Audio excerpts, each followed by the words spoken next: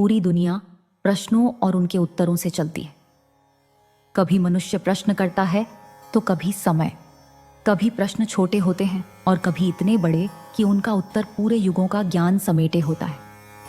और ऐसे ही एक प्रश्न के उत्तर में जन्म लिया इस दुनिया के सबसे बड़े ग्रंथों में से एक, रामायण ने। इस कहानी की शुरुआत होती है एक ऐसे स्थल से जहां प्रकृति अपने सब रंगों के साथ विराजमान थी। नदी के किनारे छाया से भरे वृक्षों के बीच पक्षी मधुर स्वर में गीत गा रहे थे।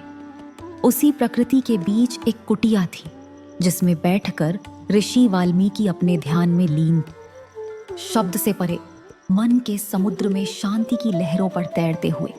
तभी उस मौन को तोड़ता है एक दिव्य उपस्थिति का आभास।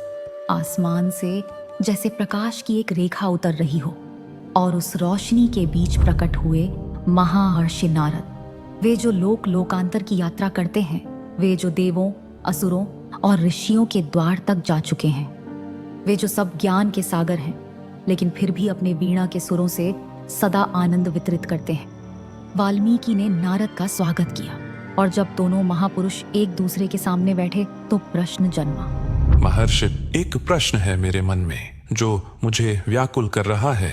क्या इस पृथ्वी पर कोई ऐसा मनुष्य है जो निर्दोष हो, जो सत्य और धर्म का पालन करता हो, जो दयालु हो, बलवान हो, सभी गुणों से युक्त हो, जो अपने जीवन के हर कदम पर मर्यादा का पालन करे? कुछ पल के लिए नारद मुस्कुराए, जैसे उनके मन में युगों पुरानी यादें लौट आई हों, और फिर उन्होंने बस एक नाम लिया। राम, दशरथ पुत्र राम, मर्यादा पुरुषोत्तम, जिसने धर्म के लिए अपना सब कुछ त्याग दिया, जो दया, शौर्य, सत्य और करुणा का जीवंत रूप है, जो अपने जीवन के हर मोड़ पर इस बात का प्रमाण है कि मनुष्य चाहे कितनी भी कठिन परीक्षाओं से गुजरे, अगर उसका हृदय पवित्र है तो वह सदा विजयी होता है। नारद ने राम की कहानी सुनानी शुरू की।